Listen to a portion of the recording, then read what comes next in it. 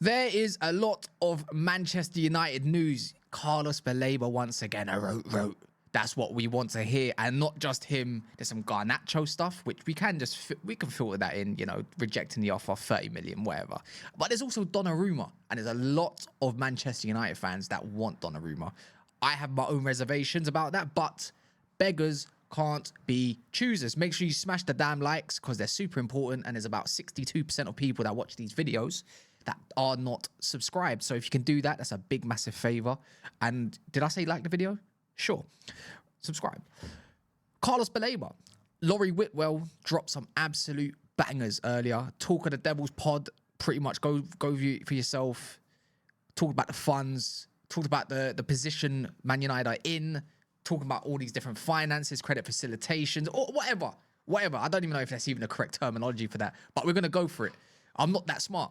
But also on top of that, we had Fabrizio Romano just dropped something about half an hour ago. So I'm recording this at 8:20, and pretty much 7:45, he dropped the bomb about United will approach Baleba. So you have to pretty much give all these other journalists their credit. You know, they're the ones that were calling it, but could be educated guesses. So unless you're a fake ITK, not going to say names, you know who they are. Man United can afford Baleba without sales, but it'd be stupid to not include that. So that's the best part about it, right? United can go over to Brighton, give them what they want. I don't feel like that's a club that we should haggle around with. Don't try lowball it. We've got what? Oh my God, we've only got about 20 days. Got about 20 days left.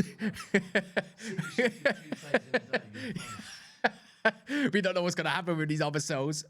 Them sales could be used to get someone like Donnarumma, but we'll talk about it. But Carlos Baleba, it's big news at the end of this day. It's just, when is it going to happen? How much is it going to cost is also the big question we have to consider. And how much are United willing to go up to? Because Brighton are going to definitely be thieves. And I'll probably ask for, let's say today, rumoured 112 million, right? That's the talks. We'll see how credible that is later down the line. Maybe that's internal discussions with Brighton. Maybe that's internal discussions with the like of maybe Baleba's camp. Who knows, right? But with us, you can't tease us. You can't give us blue balls by teasing us with Baleba and not delivering at this point, because it would send me into a meltdown. It would send you lot into a meltdown. Rivals will be scared for this transfer, but some rivals will acknowledge it and say, you know what, it's about time, right? We see Alan Pardew on TalkSport saying, you know, the Premier League need Man United back again because it just brewed more competitiveness. And end of the day, you know, United are kings of Premier League, you could say, for now. There's a rival across the street with only like 5 Premier League titles less, maybe 4. Don't know how much. Is it 4 or 5, Daps?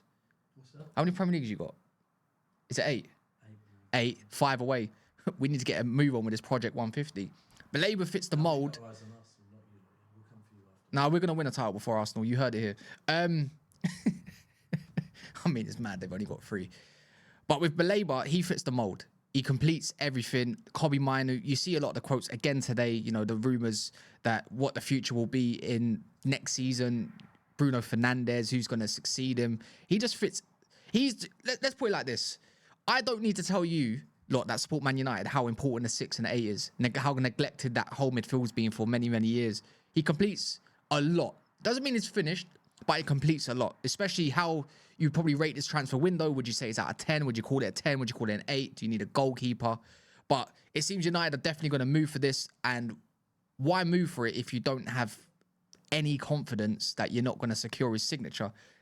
On Baleba's side, he's open to Man United, very open, really wanting to come according to these reports and whatnot. Of course, you're on 12.5k. That you know, I don't exactly need to tell you lot that. But more importantly, we got the green light, and I'm excited. You lot should be excited. I can't wait. I just need to see that man in a red jersey, no matter the cost. Now, is he overpriced? Of course. I don't feel like many players are worth that amount, whether it's 100, 110, 115. But what he does to transform this, it's just good news after getting that Sesko deal wrapped up within about 9, 10, 11, 8 days. I don't know. 2 weeks, if that. So why can we not go and wrap up another deal just like that without having to fluff around? Or would it in Boomo chase haunt us in the end, you know?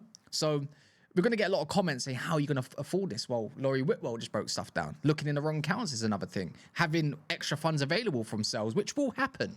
They will go. Sancho will leave. Having cash available at hand is the major thing. But even Laurie Whitwell said, You know, it could be come down to the installment packages. You know, whether it's like 22.5 million, depending on what they want, or 20 million. He didn't directly say how much. It just says it could come down to that sort of thing. You know, how much you're going to pay up front. How much are Brighton going to want up front? Are they going to take us for a ride with all of that? That could be the case. They might want it in 3 installments, but we might propose that we want it in 5. We didn't get 5 installments for Mbumo. Got it in 4. Cunha in 3. Sesko, no idea. I think it's also in 4. So getting a 5 installment package, maybe clubs are not exactly looking for that. But let me know how excited you're feeling about this, because I'm gaining a lot of confidence with all these updates. They don't seem very much, how do I put it? They're not recycled as much. There's just that little bit step going further. But it's just nice to see that United are making the correct moves and they're doing it within good time. This club typically moves super slow, and right now it feels like it's going very fast all of a sudden. You know, Ineos got a bit of slack with how long Mbumo took, but since then it's pretty much been fire, I must admit.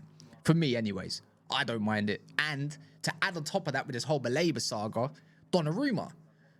Fabrizio also dropped a nasty little rumour earlier, you know. You know, the likely destination of Donnarumma is likely to be the Premier League. Now, there's 2 clubs that are in for him, which is Chelsea and Manchester United. We've already had updates about Donnarumma saying he would love to move to Manchester United. But my whole question is are you willing to take a pay cut?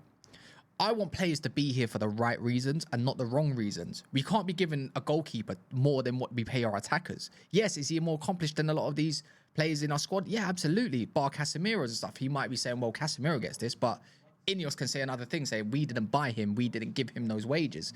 If you're excited to be a part of Manchester United at 26 years of age, you want to win the Premier League, you want to do great things, and you're going to be the goalkeeper to do that, then you need to get in your De Gea bag, yeah, and save a lot of shots, first and foremost, and stop with a couple of these bozo moments, and do the right thing. You're on 240,000 euros per week. That needs to drop.